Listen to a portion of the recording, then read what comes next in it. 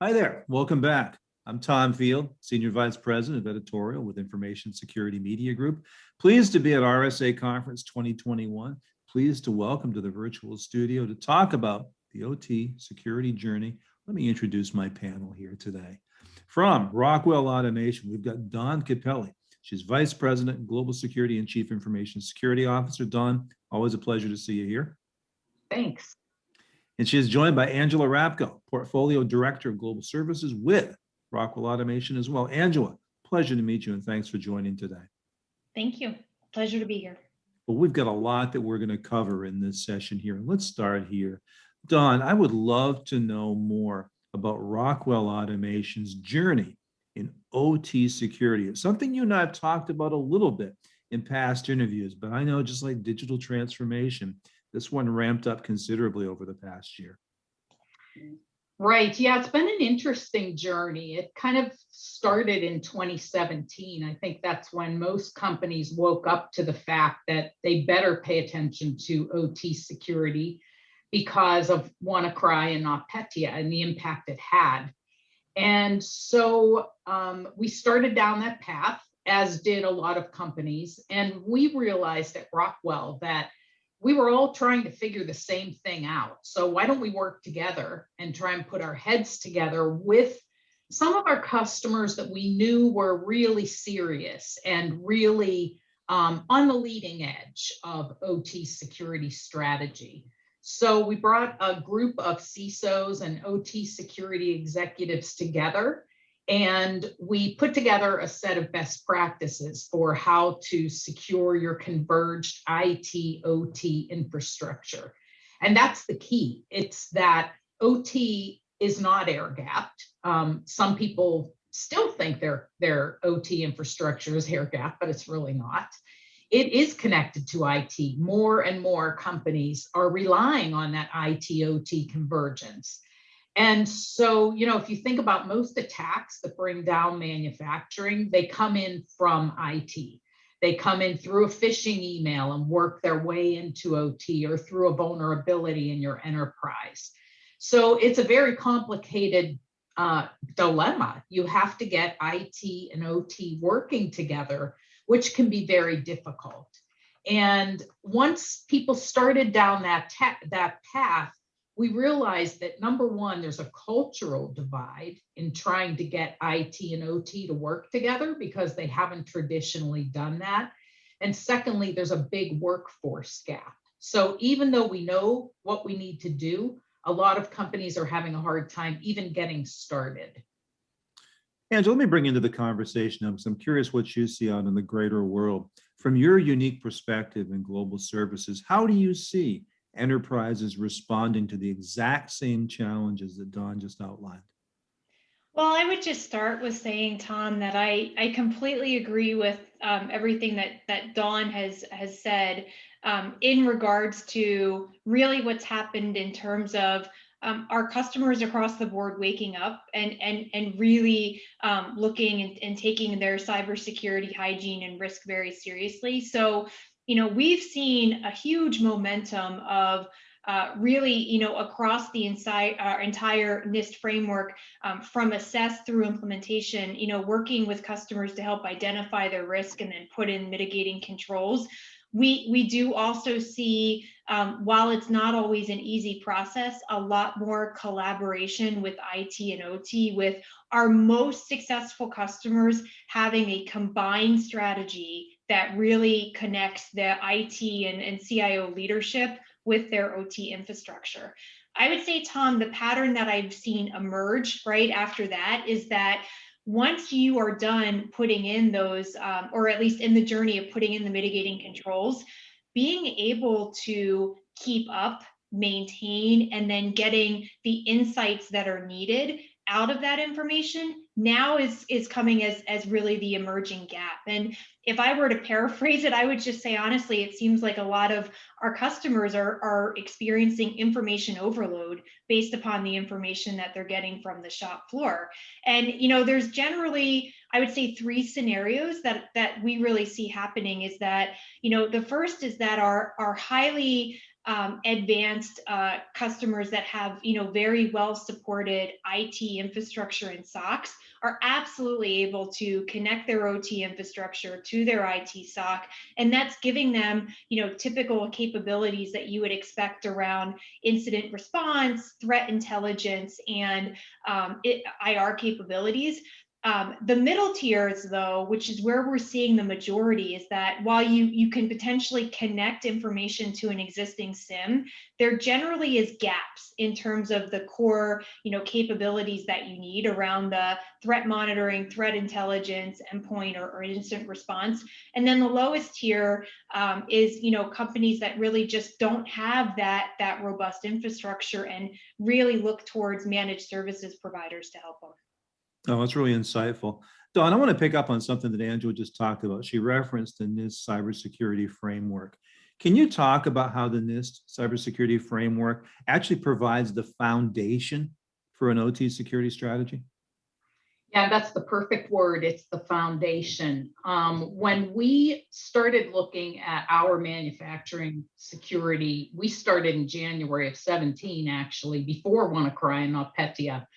And at that time, I didn't really know where to start. And I thought, well, the NIST cybersecurity framework worked really well for IT security, for that strategy. Let's try it for OT. And it worked really well. OT is different, but it has the same issues. So if you look at it like identify, you need to identify all of your assets. You need a good inventory. You need to identify your third parties, your suppliers that are part of that ecosystem that you need to protect. And then speaking of protect, you have firewalls, you have network segmentation, micro segmentation, endpoint protection. Detect, you need to detect when something anomalous or suspicious happens, and then response. Like Angela said, you need to figure out who's going to respond. Some activity that's still detected in OT that's anomalous is really just because someone made a change in the OT environment. It's not malicious. So how do you really define who responds to what between IT and OT? And then of course, recover. Recover is key because ransomware in 2020, the top sector hit by ransomware was manufacturing. So the threat actors realized manufacturers can't tolerate downtime. They're more likely to pay the ransom because of that, and because it's just much more difficult to recover in OT. So it's very important that companies take that holistic view. Too many just jump into, well, we need to be able to detect and respond in case we get hit. But really, identify and protect is important. Let's be proactive, not just reactive, because we've helped some customers with reactive, and you don't want to end up in that position. So we started with the NIST CSF, and just recently we used the manufacturing profile of the NIST CSF, because once we got the foundation built, now the manufacturing profile is a really good way to take it to the next level. So that's what we're doing now. So, when you look at IT security, a lot of CISOs are automating as much as possible, implementing SOAR technology. In OT, we're not quite there yet. I mean, first you have to figure out how to respond manually before you can even think about automating. Angela, I want to pick up on something that Dawn just said and talked about the difference between reactive and proactive. And I've got to credit to Rockwell Automation. You've been very proactive in the past year or so. Through acquisitions, expanding the cybersecurity capabilities of the organization.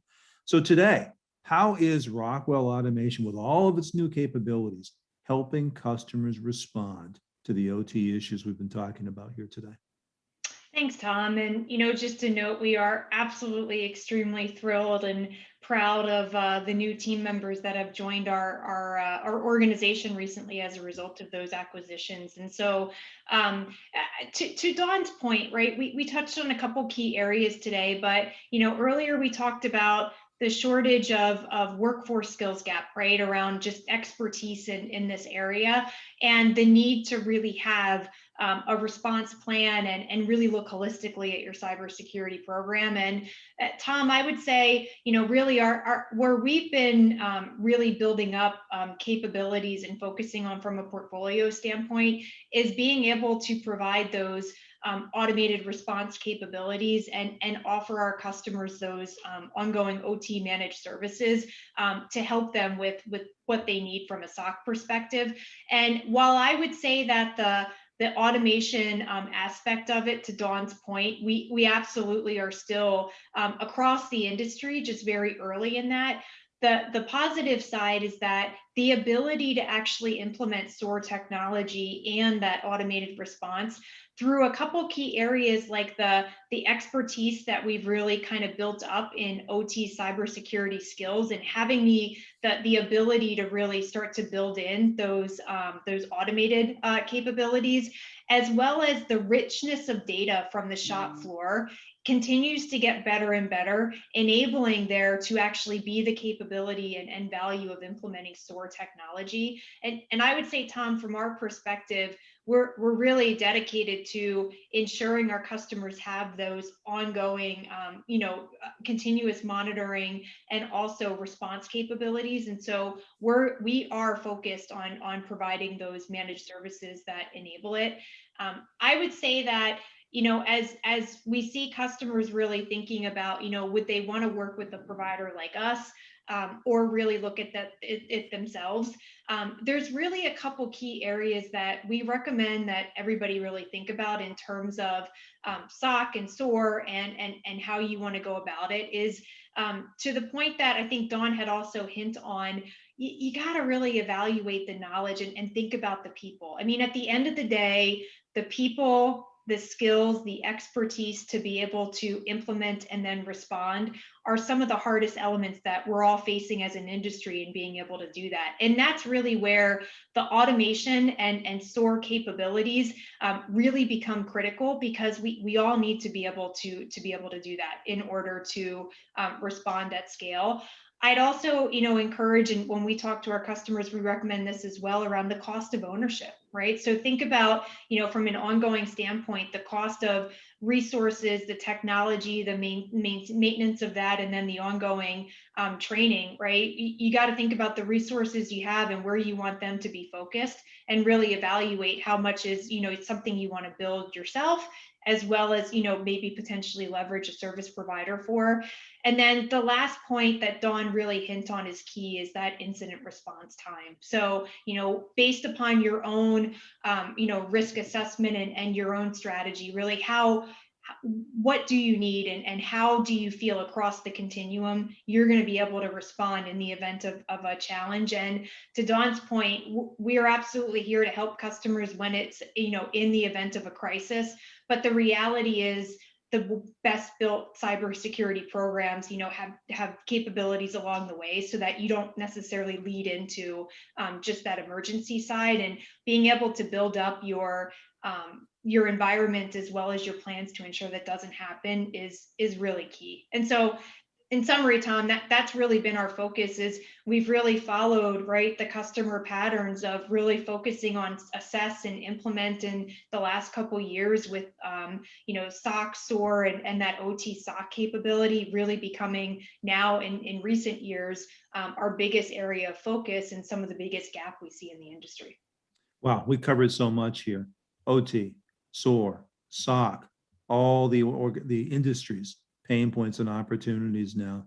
Dawn, with everything we've talked about here today, if you were to summarize to some extent, what forward-looking advice do you want to leave with our audience as they start to look at these, again, challenges and opportunities, not just in 2021, but 2022 and the years ahead? I just strongly encourage companies, if you haven't created a holistic IT/OT security strategy, you really do need to get started. I told you about the ransomware in 2020, and it's not just worrying about ourselves, but we all have to worry about the whole community, because we're seeing suppliers that are getting hit, small, medium-sized manufacturers. As part of our third-party risk program, we never looked at them from a cyber perspective before, because we thought, well, they don't have our intellectual property, they don't connect to our network, they just supply us with components.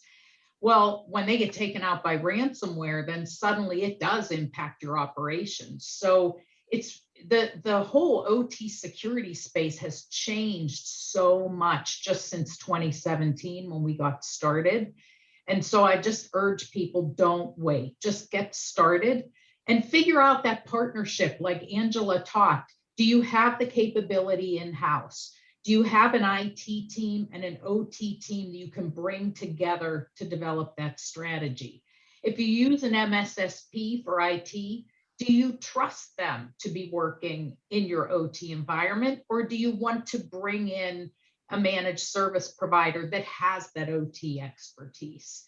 And so really, first of all, think through who's going to do this. It's very important. And then just get started, get that strategy built, and just get started, because you can do a lot of things pretty quickly if you know what you need to do. If we've learned anything over the past year and a half, the adversaries aren't sitting still. If they aren't sitting still, we certainly can't. Right, exactly. Well, Dawn, I really appreciate your insights. Angela, thank you so much, both. It's been a pleasure to have you here today. Thank you, Tom. Again, we've just heard from Dawn Cappelli. She's Vice President, Global Security and Chief Information Security Officer, joined by Angela Rapko, Portfolio Director, Global Services, both with Rockwell Automation. The topic has been the OT security journey for Information Security Media Group at RSA Conference 2021. I'm Tom Field. So grateful that you would give us your time and your attention for this conversation. Thank you very much.